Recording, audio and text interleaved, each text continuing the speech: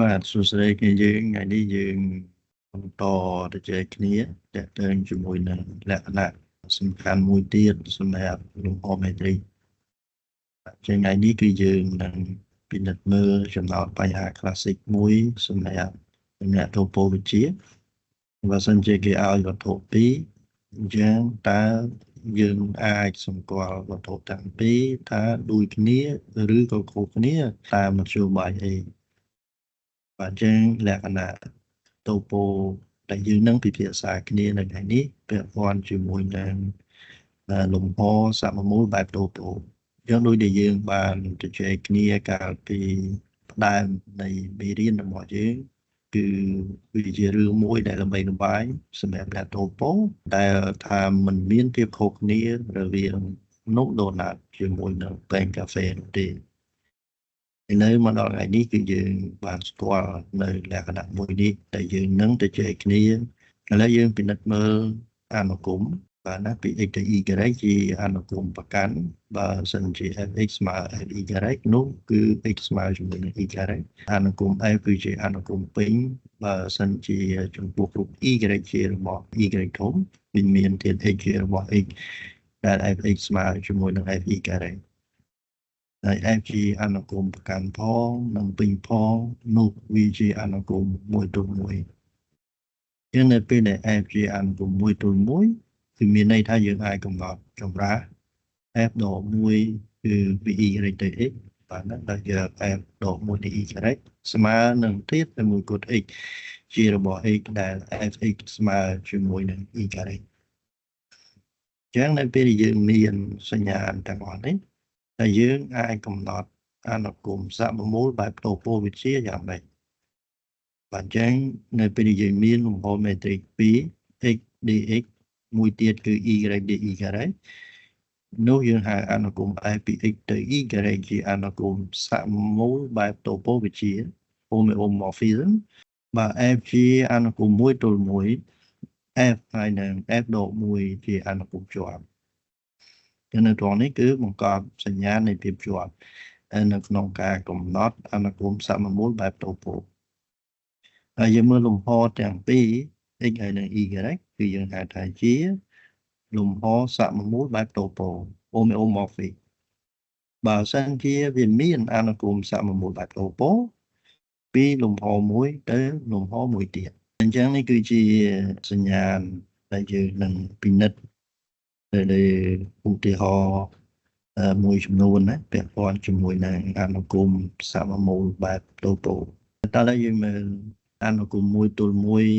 f ពី x ទៅ y ជាអនុគមសមមូលបែបតូប៉ូកាលណាគ្រប់ស្វីត xn នៅក្នុង x រួមទៅដល់ x លុះត្រាតែ f នៃ xn គឺរួមទៅដល់ fx អញ្ចឹងនេះគឺជាភាពរួមតាមលក្ខណៈស្វីតណាបើយើងនិយាយទៅគឺជាប់អនុគមសមមូលបែបតូប៉ូនេះតួនាទីរបស់វាគឺសម្គាល់នៅលំហទាំងពីរថាវាមានលក្ខណៈដូចគ្នាជាមានន័យថាបើសិនជាយើងមានស្វីតរួមនៅក្នុងលំហមួយគឺនឹងមានស្វីតរួមនៅក្នុងលំហមួយទៀតសំណុំបើកសំណុំបិទហើយនៅអនុគមជាប់ចឹងគឺមានរឿងឬក៏មានលក្ខណៈដូចគ្នារវាងលំហទាំងពីរបាទចឹងហើយបានជាយើងនិយាយមិញថាវាមិនមានភាពខុសគ្នារវាងនំដូណាត់ហើយនិងពែងកាហ្វេដែលបញ្ជាក់ថាវាមានលក្ខណៈតូប៉ូដូចគ្នានៅលើលំហទាំងពីរអនុគមសមមូលបែបតូប៉ូវិទ្យាគឺកំណត់បានជាទំនាក់ទំនងសមមូលមួយរវាងលំហមេត្រិកមានន័យថាវាមានលក្ខណៈខ្លួនឯងលក្ខណៈឆ្លុះហើយនិងលក្ខណៈឆ្លងតែយើងពិនិត្យមើលឧទាហរណ៍យើងមានលំហមេត្រិក x គឺចន្លោះបាក0.1និង y គឺចន្លោះបាក0.2ដែលមានមេត្រិកធម្មតានៅលើ R យើងកំណត់អនុគម f ពី x ទៅ y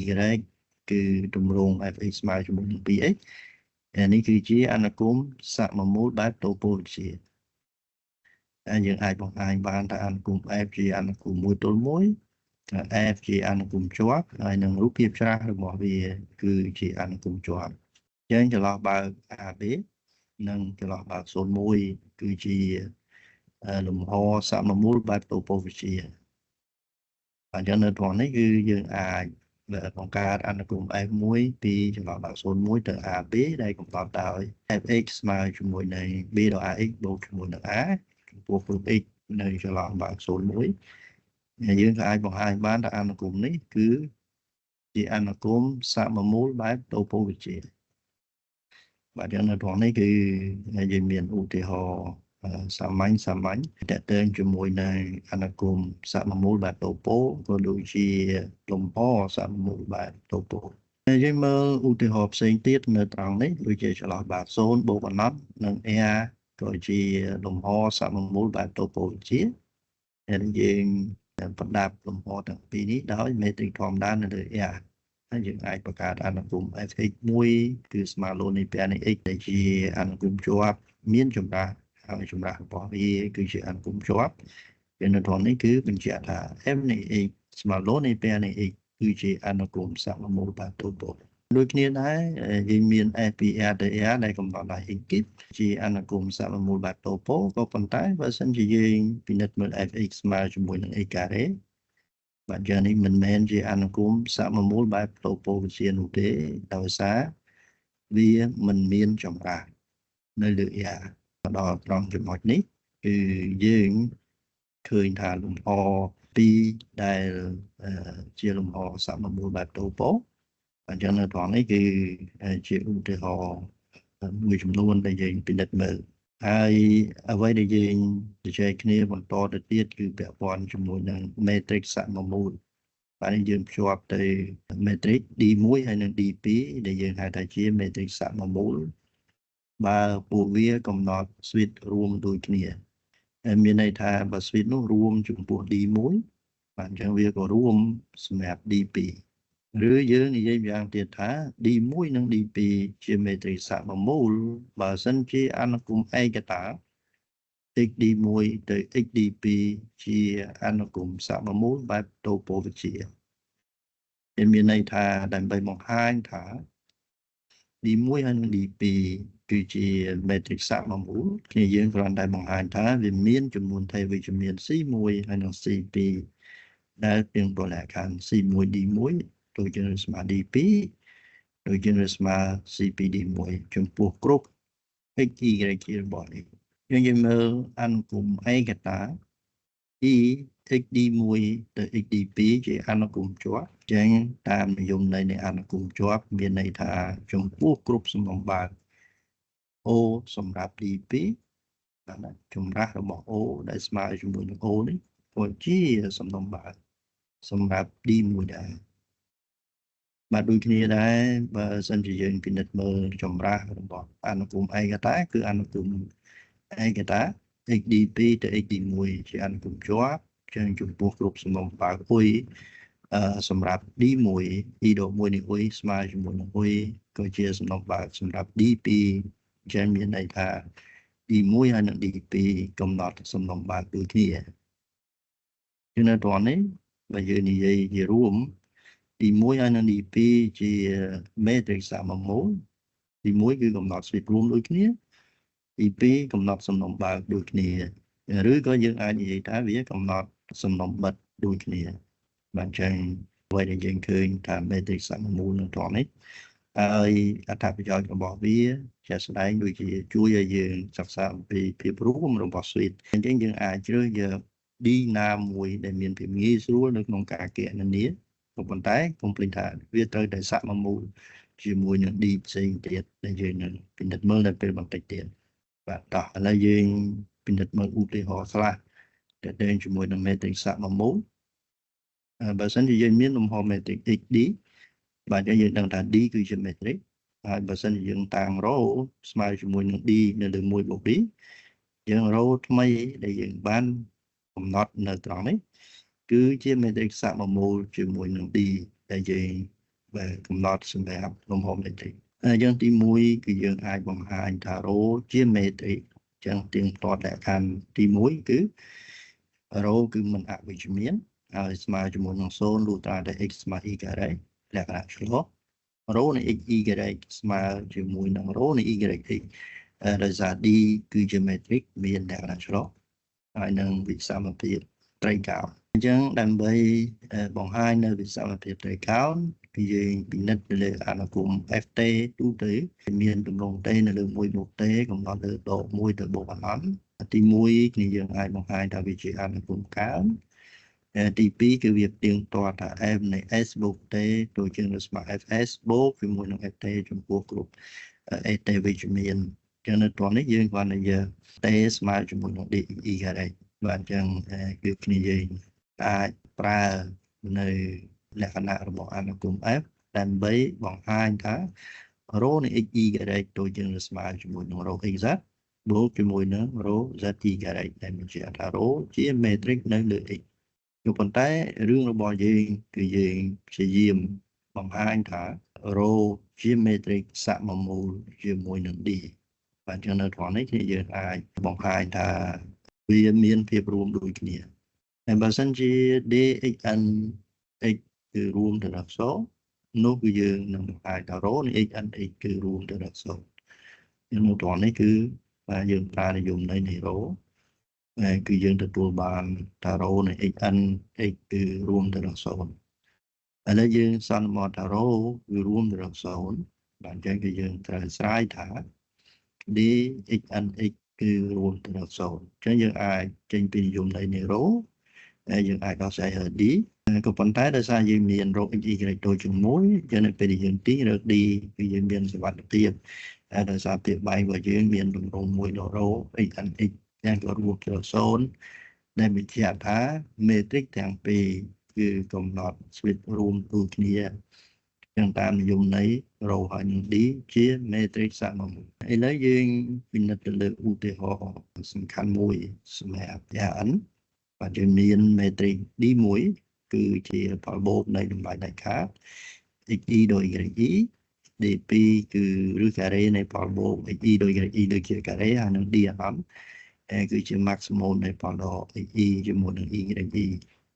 ហើយអ្វីដែលល្អគឺយើងមានមេត្រិកទាំង3គឺសមមូលគ្នានៅលើ Rn លទ្ធផលនេះគឺយើងនឹងប្រើជាបន្តបន្ទាប់នៅពេលដែលយើងសិក្សាលំហ Euclid Rn បាទណាទី1យើងសង្កេតឃើញថា D អនន្តគឺតូចជាងឬស្មើជាមួយនឹង D1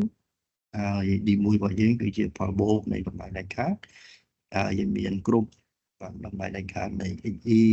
ដល់ YE តូចជាងឬស្មើជាមួយនឹង D អនន្តតែមានន័យថាយើងអាចសរសេរ D1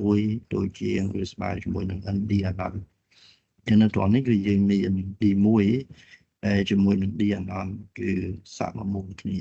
ឥឡូវយើងពិនិត្យមើល D2 ដែលជាឬការ៉េផលបូក XE ដោយ YE ដូចជាការ៉េបាទហើយយើងដឹងថាផលដកនីមួយគឺដូចជា D អនន្តយើងជំនួសដោយ D អនន្តនៅផ្នែកខាងស្ដាំដៃយើងអាចយកចេញក្រៅបាទចឹងនៅសល់ឬ DN D អនន្ត XE ការ៉េហើយយើងព្យាយាមភ្ជាប់ទំនាក់ទំនងនៃ D អនន្តទៅជាមួយនឹង D2 បាទដូចក្នុងករណីនេះប្រើនិយមន័យនៃ D អនន្តបាទអញ្ចឹង maximum នៃផលដករវាង XE ជាមួយនឹង YE អញ្ចឹងវាស្មើជាមួយនឹងតួណាមួយនៅត្រង់នេះក៏ប៉ុន្តែតួណាមួយយើងព្យាយាមបំពាក់ឬការ៉េរបស់វាដើម្បីភ្ជាប់ទៅនិយមន័យនៃ D2 យើងក៏ទទួលបាន D អនន្តដូចជាងឬស្មើ D2 ដូចជាងឬ N D អនន្តដែលបញ្ជាក់ថា D2 ហើយនឹង D អនន្តជាមេត្រិកសមមូលអញ្ចឹងសរុបមកវិញនៅត្រង់នេះអ្វីដែលយើងជជែកគ្នាតើតើជាមួយនឹងអនុគមសមមូលបែបតូប៉ូដូចជាមេត្រិកសមមូលមានន័យថាជាក់ស្ដែងដូចជាសម្រាប់លំហ Rn គឺយើងអាចជ្រើសយកមេត្រិកមួយដែលសមមូលគ្នាហើយយើងយកមួយណាដែលមានភាពសាមញ្ញនៅក្នុងការគណនាដើម្បីសិក្សាឧទាហរណ៍ដូចជាភាពរួមនៃ switch នៅក្នុងលំហ Rn ជាដើមហើយបើយើងនិយាយអំពីចំណោទបញ្ហាពាក់ព័ន្ធជាមួយនឹងលំហសមមូលបែបតូប៉ូហើយគឺមានន័យថាសម្រាប់អ្នកតូប៉ូចាត់ទុកលំហទាំងពីរនេះគឺជាវត្ថុតែមួយដែលមានលក្ខណៈតូប៉ូដូចគ្នានៅលើលំហមួយនេះតាមពិតទៅអ្វីដែលយើងនិយាយគ្នានេះគ្រាន់តែជាផ្នែកចាប់ផ្ដើមដើម្បីឲ្យគ្នាយើងស្វែងយល់អំពីលំហសមមូលបែបតូប៉ូដូចជាគ្នាយើងអាចបន្ត ទៅស្រាវជ្រាវបន្ថែមពាក់ព័ន្ធជាមួយនឹងថាតើហេតុអីបានជាដូណាត់ជាមួយនឹងពែងកាហ្វេគឺ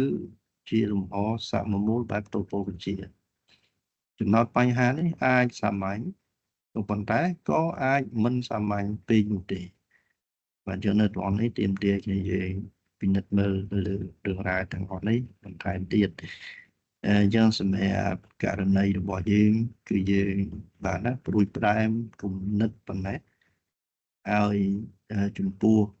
បាទភាពចង់ដឹងរបស់យើងគឺយើងអាចបន្តដំណើរទៅមុខទៀតបាទអញ្ចឹងយើងទៅជែកគ្នាប៉ុណ្ណេះសម្រាប់ថ្ងៃនេះហើយយើងបញ្ចប់ប៉ុណ្ណឹងចាស់វិញយើងបាទអរគុណច្រើន